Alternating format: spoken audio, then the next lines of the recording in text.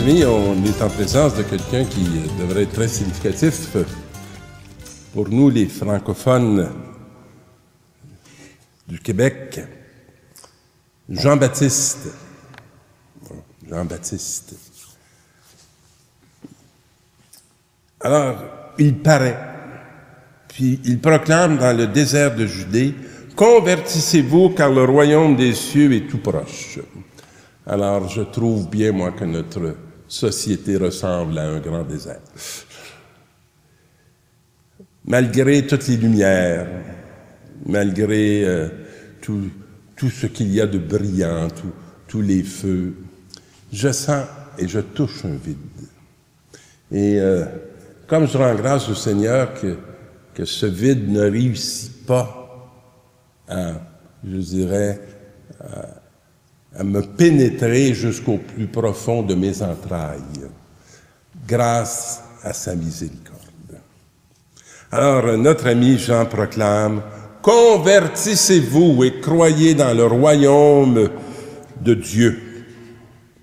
Le royaume des cieux est tout proche. » Et je pense que je l'expérimente avec bien d'autres, qu'il est tout proche. À travers le désert, une voix crie. Ça ressemble tellement à la mission d'aujourd'hui. Hein? Préparez le chemin du Seigneur et aplanissez sa route. Ça me fait bien rire. Rire oui et non, mais le jeune homme que j'ai adopté il y a maintenant 40 quelques années est hospitalisé. Et il n'est pas verbal. Alors, ça me fait bien rire quand j'arrive, puis qu'à l'hôpital, et que mon fils, en quelques absences de mots, me fait comprendre très vite tout ce qui s'est produit pendant qu'il était là. Et de voir des gens tout à fait à l'aise de sa présence, des gens tout à fait inconfortables parce qu'ils ne savent pas comment entrer en communication avec lui.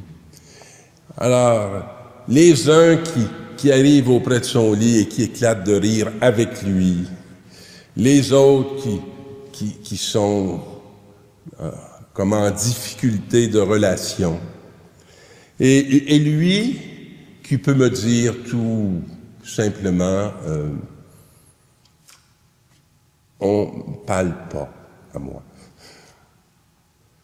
On m'a mis des piqûres.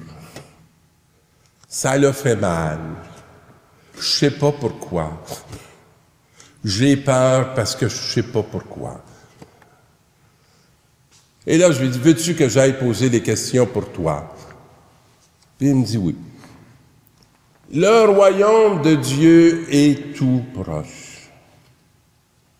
Il est à travers tous ces petits, tous ces pauvres, qui, avec beaucoup de simplicité, vont ouvrir la réalité de leur cœur.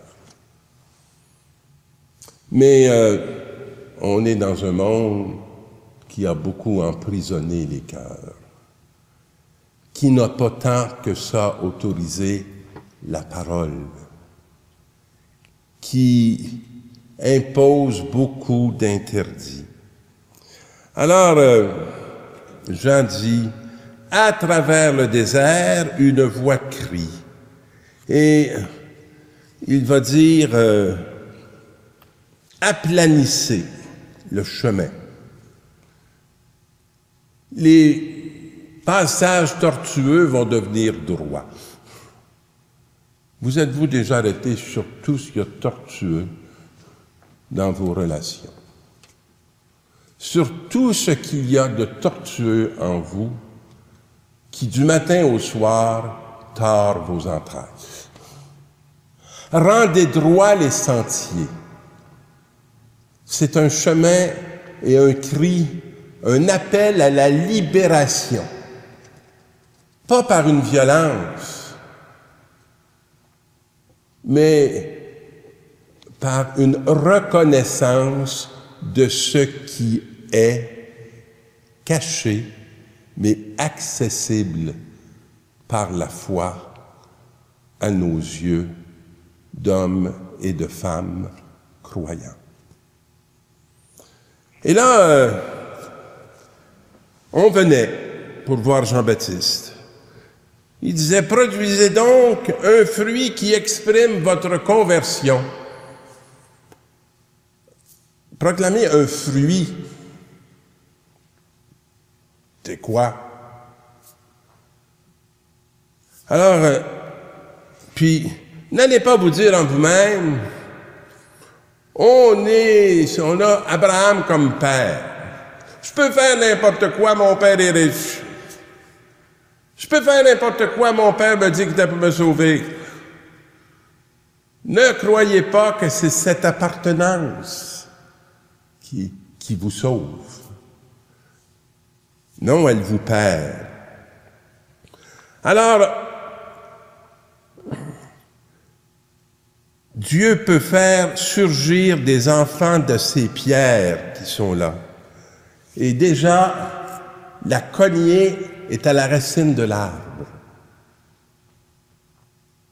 Le mal va être déraciné. C'est ça que ça veut dire.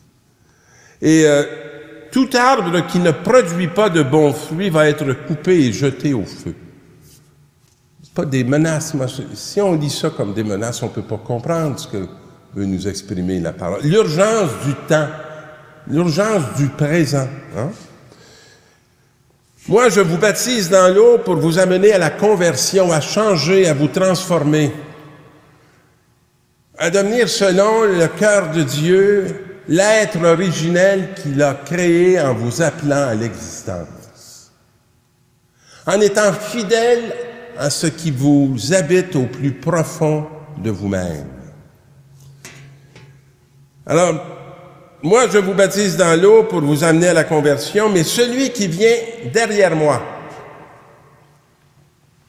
et qui est plus grand que moi, lui va vous baptiser dans l'Esprit Saint et dans le feu. Vous savez, c'est toujours l'Église qui se présente en premier, à travers son institution ou à travers tout simplement les croyants. Mais l'Église, c'est jamais le Christ. L'Église, c'est celle qui proclame, qui interpelle, qui crie. Mais lui, quand il vient, il baptise dans l'Esprit Saint et le feu. Ça fait des êtres passionnés et allumés. Si on a tant de réalités éteintes, c'est que nous n'avons pas fait la rencontre de celui qui allume et qui vient porter un feu sur la terre. Il va nettoyer son aire, abattre le blé, il amassera le grain dans son grenier. Quant à la paille, il la brûlera dans un feu qui ne s'éteint pas, mais le feu autre que ce qui ne s'éteint pas, c'est ce blé qu'il va répandre pour que la bonne nouvelle s'enracine dans toutes les nations. Voilà ce que nous propose l'Église au nom de celui qui est venu se livrer, se donner et vaincre ce qu'il y a de mortel pour que nous puissions retrouver notre état d'éternité. On va demander la sagesse de pouvoir s'associer à ce corps qui veut se bâtir, qui est l'Église, pour que nous devenions une assemblée de saints, témoins d'un amour qui est caché dans le Père, le Fils et l'Esprit, où chacun de nous peut se trouver dans la vérité de son être. Bonne semaine et bon royaume.